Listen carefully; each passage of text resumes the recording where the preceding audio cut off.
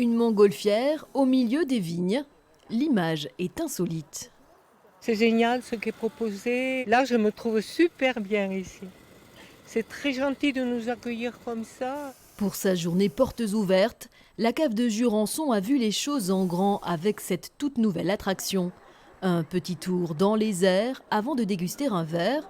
Est-ce vraiment nécessaire? C'est vrai qu'on peut se poser la question quand c'est comme ça, de dire mais tout ça, toutes ces animations, toute cette énergie pour vendre du vin. Mais oui, parce qu'aujourd'hui, vendre du vin, c'est plus uniquement vendre un produit, c'est vendre une histoire, c'est vendre un savoir-faire, c'est vendre le travail des vignerons, c'est vendre le travail des équipes de la cave qui travaillent toute l'année. Une stratégie qui marche. Depuis 5 ans, la cave a vu ses ventes augmenter pour atteindre environ 6 millions de bouteilles par an.